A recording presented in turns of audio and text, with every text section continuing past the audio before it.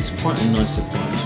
$450,000. Today, what Jason's going to do is show you a massive selection of watches. Explain to you, with my very limited knowledge of watches, what watches to buy and why the prices can go up from under 10k to over 100k to 450k. That's why you need these gloves. So I'm going to be his student for the day, and he's going to put in very simple terms and explain to me why he has to buy all these watches and why he's collecting watches from different price ranges and what I should look at. The first watch most people get a Quartz, an entry-level Seiko Quartz, maybe $1,000, $2,000. What we have here is Grand Seiko. So the branding, their craftsmanship, their accuracy is this level. An entry-level Grand Seiko Quartz is going to cost you about $23,000. And with every complication, the price goes up a little bit. Luckily for us, or not, this GMT Quartz costs also $23,000. Wait a second. Complication is like every additional function. What's a GMT? GMT is where there's an extra hand on the watch displaying a different time zone. So for instance, we live in Hong Kong. My folks live in London. Yours live in Australia. So I can adjust the main one to Hong Kong time and the red one, the secondary one, to 7 hours back in London or 4 hours forward in Sydney.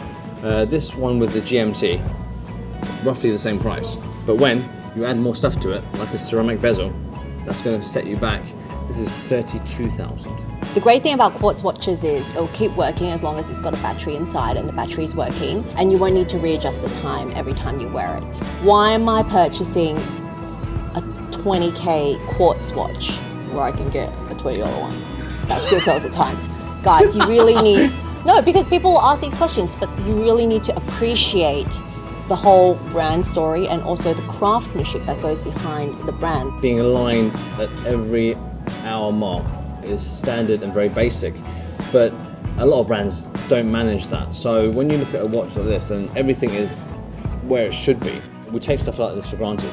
So the next level to collecting watches or becoming a watch collector or understanding your watches? I think there's an element of sometimes pretentiousness. People automatically think that owning a mechanical watch makes a better collector or have a nicer watch. It's not necessarily the case.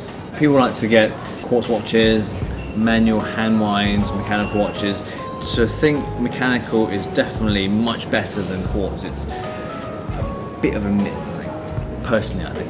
The next level up in today's vlog would be a mechanical watch. So this is probably an entry-level Grand Seiko mechanical watch. Kind of. We're looking at around $44,000. Yeah, $45,000. It is called a high beat. It's kind of entry level, but not, because high beat is very accurate, no longer the very entry level mechanical watch. So when you get something like this, price-wise, it jumps from, let's say, 20, 30k Quartz to 44k, but the movement inside is very accurate, so not ordinary at all. So this is a Grand Seiko spring drive, and its accuracy level is basically the same as a Quartz watch, which is super duper accurate. With mechanical watches, the accuracy is +5, -3 seconds every day. For the spring drive, any spring drive, it's ±1 second every day, which is the same as a Quartz. And when you appreciate a watch like this, apart from all the technical stuff, you also appreciate the watch face. So this watch face is meant to be a representation of Lake Suwa in the winter when it's frozen. One thing that I really appreciate about Grand Seiko is everything they do, there is a story behind it. In the winter, when it freezes over, there's a part of the lake that forms a kind of a pathway, a ridge, on which the gods walk upon. For those of you who know Grand Seiko, you know about the snowflake, which is a dial which looks like a snowflake. Grand Seiko are great at making dials that have a great texture. You can almost feel it if you could touch through the glass. The sapphire glass. And this year they have the white birch, which is sold out completely. It came out in April. Apparently the wait list is end of the year. And now to come out with the frozen Lake Suwa, it's something else. Something that also adds to the value and design of the watch is the power reserve, which is left on the back of the watch. You can also see on the transparent case back, it's just one main base plate. So to have to put all the screws and jewels and the pivots on one plate in one go requires very high craftsmanship. For me, as long as you like the watch, the design, the story behind it, you go from quartz to mechanical to spring drive, back to quartz, back to mechanical, as long as your wife's okay with it. From mechanical watches we jump to the spring drive, and then spring drive, the next one up, well, a possibility is spring drive chronograph. If you're looking at a chronograph spring drive, obviously the money price will go up.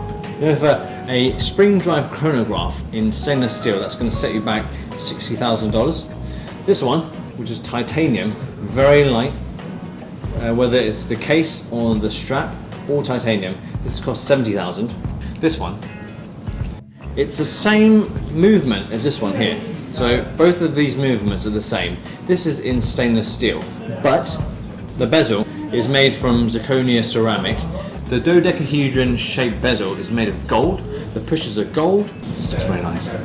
Black and gold is always a really classy combination, but Grand Seiko's tuned this gold color to be something that's a little bit more subtle and not too in your face.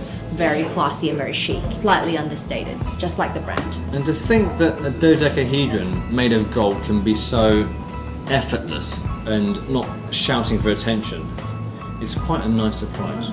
And because of all the above, and it's limited to 500 pieces worldwide, this is going to set you back $13,800. No, 130,000. Oh damn! He always gets his numbers wrong.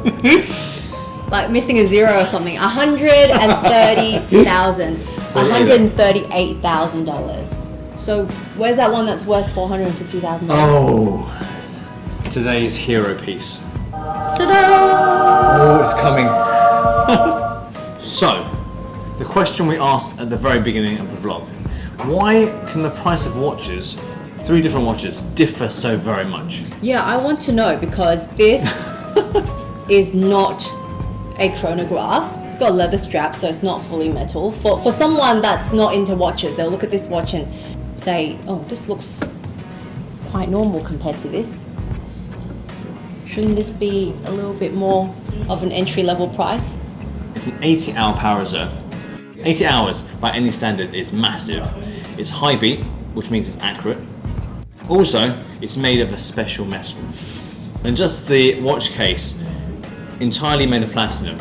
And it's super limited. It's to celebrate Seiko's 140th anniversary.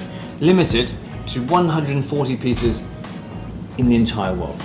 On the dial, there's a little golden star here. Basically, the star, for a very select few watches in Grand Seiko, it means the whole watch is made of precious material, precious metal, and even the hour markers are made of gold.